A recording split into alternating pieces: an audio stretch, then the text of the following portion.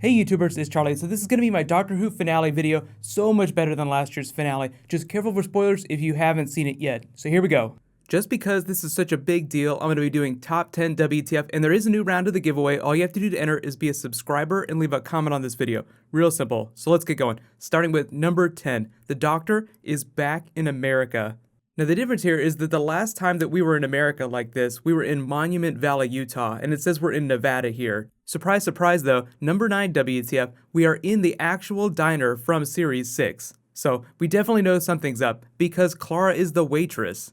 The last time we saw the diner though, like the Doctor came through the Elvis door surprising everyone else. Like they got their invitations, they showed up, they're like, what are we doing here? This time it seems like the Doctor is the one that received the invitation. And I like the way he's like this Western gunslinger with the slide guitar soundtrack. It's a Gallifreyan civil war and he's out for revenge, so Time Lord Josie Wales all the way. I totally love space westerns. Everybody give me your best Time Lord walks into a bar joke.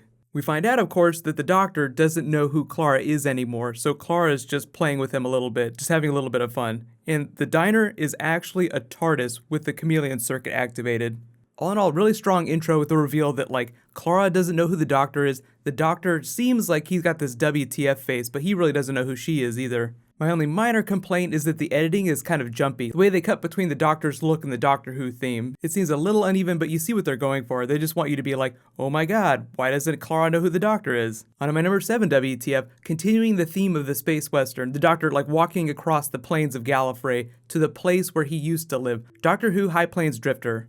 As you might have recognized, this is the same barn from the 50th anniversary. It's the same barn that Clara went into during Listen, so we can actually kind of confirm that they were on Gallifrey in that one episode. I remember last year, it was very controversial. It was like, are they actually on Gallifrey? It's supposed to be in the Pocket Universe. I know it's really timey-wimey, but yeah, that was Gallifrey. Zoom into number 6 WTF in the High Council chamber. If you guys didn't recognize him, this is totally Maester Luwin from Game of Thrones. Of course he would be present to the Time Lords. The cool thing is that he later confirms that this is Rassilon. He's just like a recast version of the character. He's wearing the hand of Rassilon, he has the seals. Most New Who fans will probably be more familiar with Timothy Dalton's performance as Rassilon, but I think you can sense a lot of shades of that character in this character. Like, I am the all-powerful president, my will be done. Like the Doctor has the same relationship with Rassilon at the end of time as he does in this episode. When he mentions the cloister bells actually rang earlier this year when the Doctor landed his TARDIS in Under the Lake in that underground facility. They're an all-purpose shit is going down alarm. Like imagine all your fire alarms going off at the same time. So I just love the idea that the Doctor making landfall on Gallifrey causes all the cloister bells to ring. Just like, oh shit, the Doctor is here. He's gonna kick everybody's ass. Zoom into number 6 WTF. We get to see the inside of the Matrix. So if you haven't watched a whole lot of classic Who, you might remember the term The Matrix from the Series 8 finale, where Missy had taken a Time Lord Matrix and sucked all these dead souls from Earth into it. But the Matrix's intended function was to house the souls of dead Time Lords. So the place we're in right now is kind of like the Time Lord's mausoleum. These crazy figures that are sliding around that look really evil, those are cloister wraiths. They're just like a protection mechanism. A bunch of ghosts inside a computer protected by other ghosts outside. The really cool thing we learned though is that if you get trapped in there, the Matrix can co-opt you and use you as a defense mechanism. The explanation the Doctor gives is that these monsters got stuck down there during the last cloister war. And for those of you that are a little confused, they've never actually done that on Doctor Who. That was just something that Missy referenced earlier this season. The joke there is that the Doctor doesn't know that Missy told Clara all about it. So like she knows about the president's wife. It wasn't his wife, it was his daughter. And I didn't steal the moon, I just lost it. When he says, I was a different person back then, some of the words he uses to describe himself sound a little bit silly, so I think he's talking about the 4th Doctor. He could be talking about the 6th Doctor. There was a 6th Doctor episode where he battled inside the Matrix and then escaped. On to my number 5 WTF, the Doctor waits for the High Council to come get him. Now I know it looks like this woman here is his mother. The way I think of her though is more of like the caretaker of this boy's home. Like he was just one of many boys that lived in this home. It wasn't only his home, it was like the place he grew up in. There's always a lot of theories about the Doctor's mother. They've never given any concrete answers. Like a lot of people think that it's the Time Lady in white. A lot of people, if you've read the expanded novels, then he was actually spun out of the looms. In the expanded materials, they talk about how Gallifreyans have lost the ability to reproduce naturally, so they spin new Gallifreyans on genetic looms that use like the DNA from dead Gallifreyans. They might be a bunch of assholes, but at least they recycle. But continuing the theme of the Western in this episode, this is kind of like High Noon. Like he's just like sitting in the saloon waiting for the other gunslingers to show up and try and kill him. I just love how much this feels like a spaghetti Western.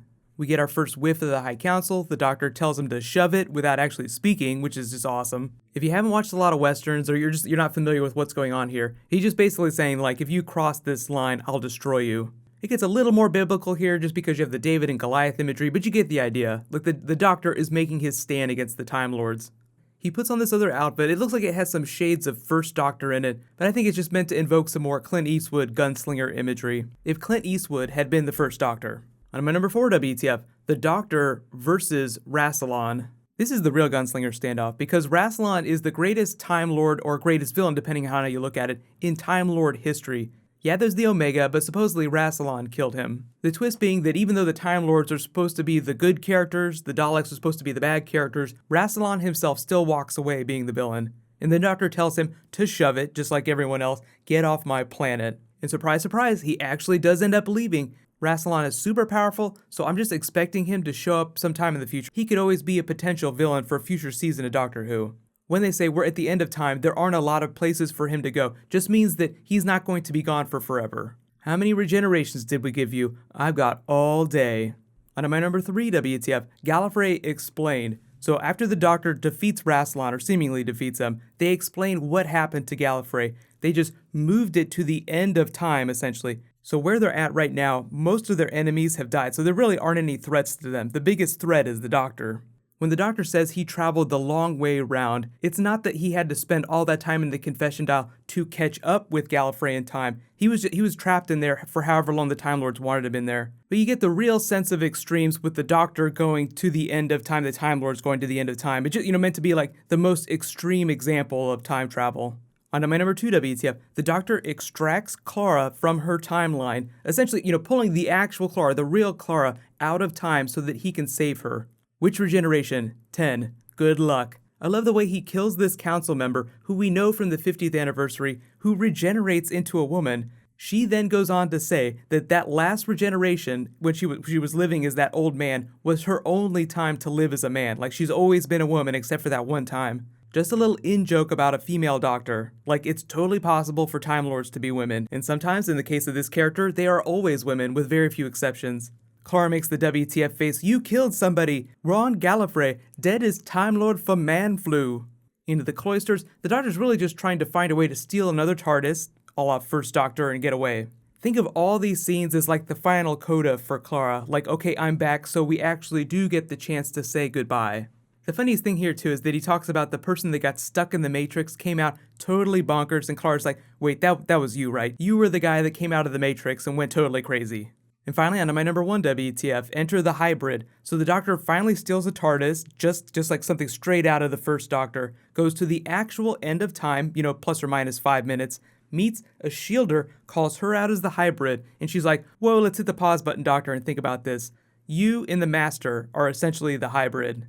Whether you agree with her or not, Moffat is essentially saying that the Doctor is the hybrid that he's been talking about the whole time. But the thing is that the Doctor doesn't know that, so it's kind of like false narration when he says me earlier. A lot of people thought that he was talking about a shielder when he came out of the confession dial and said that the hybrid is me because she calls herself me. Looking back on it now, I do think that that's what he was saying. Like, he was saying that it was a shielder. So really, I think the takeaway is that the Doctor and Missy are the hybrid, like the most destructive thing in the history of Gallifrey. My only minor disappointment with this is that Clara didn't turn out to be like Missy in disguise or something like that, but I can understand how that'd be a completely rubbish story. I was really disappointed that the Master didn't show up in this episode after Ishildur called her out as being so important to this hybrid theory. So final thoughts on the ending. It was a great way to end the Doctor and Clara's relationship, a nice twist on what happened with Donna, like instead of wiping her mind, the Doctor is the one that got his mind wiped this time. And if you're confused, the only thing that was wiped from his mind was Clara. Everything else about this episode he will remember. And when Clara says to Ishildur, why don't we just take the long way round back to Gallifrey? So, Clara's going to go back to her death, just going to have a little bit of fun on the way. It's just her right off into the sunset. It's a little bit happier than Amy and Rory's ending. She's entrapped in some never-ending death, so it's kind of sad, but it's not dying whale sound sad. And I'm really digging the look of the new Sonic. I think that final moment with the Doctor, where he snaps the door shut, is just to make you feel like, okay, business as usual now. You guys let me know in the comments, What was your favorite moment in this episode? The moment that made you stand up and scream? And what do you think about the way that they left Clara's character? What do you think about her ending compared to other companions? Remember, we do have the Christmas episode coming up. I will totally do a Christmas special trailer sometime this weekend. It's going to be all about River Song. The title is called The Husbands of River Song. I like that it's a play on the Doctor's wife. It makes it sound like it's almost going to be told from River's perspective. And I've already seen a lot of confusion about what husbands means. Like most titles, it means a couple different things at the same time. But I think the obvious reference is that even though River married the 11th Doctor physically, she was marrying all the different versions of the Doctor. So she has 13 different husbands, counting the War Doctor. But all in all, it was a great episode, and it was loads better than the Series 8 finale. Hand Over Fist flipped the table over better. So while you guys wait for that Christmas special video, you can click here for that Game of Thrones Season 6 teaser, and you can click here for all my other Doctor Who videos from this year. Thank you so much for watching, everybody. Let's high five. I'll see you guys tonight.